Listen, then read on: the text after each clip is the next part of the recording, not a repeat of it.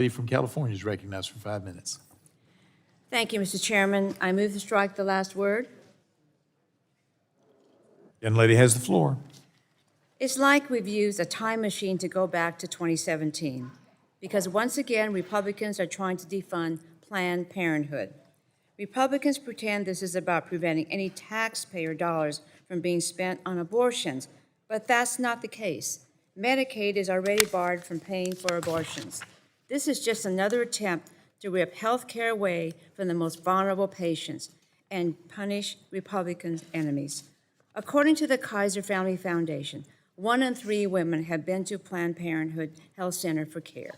Because apart from abortion services, Planned Parenthood provides essential and basic health care services. Basic health care, like annual wellness exams, STI testing and treatment, life-saving cancer screenings, including pap smears and breast exams, contraceptive care, and preventive productive health care.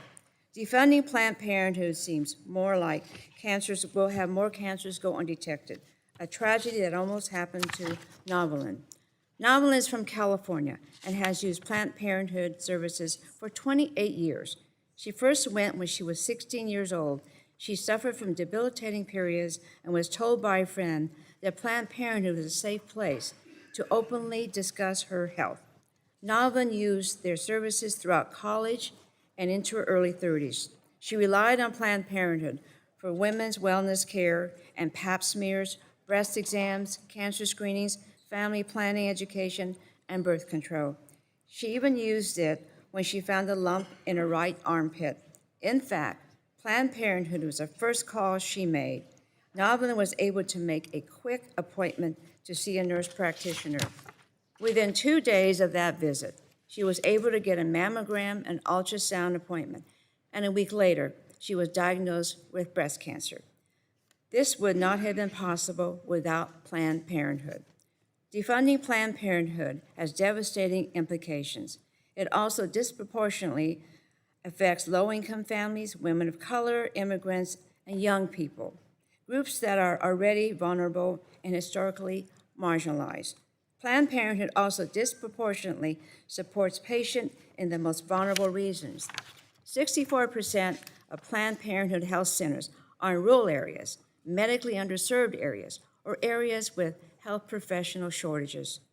Planned Parenthood health centers provide primary and preventive health care to people that otherwise would have nowhere to go.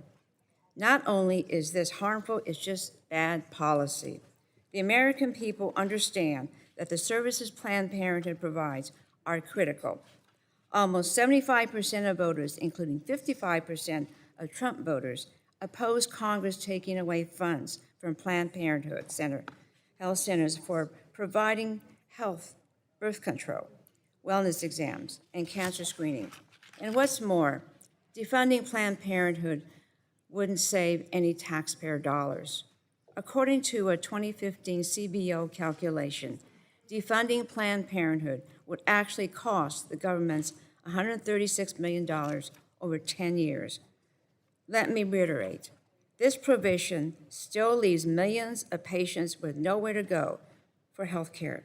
So I'm grateful to my colleague for offering this amendment to strike this ridiculous provision, and I urge my colleagues to support it.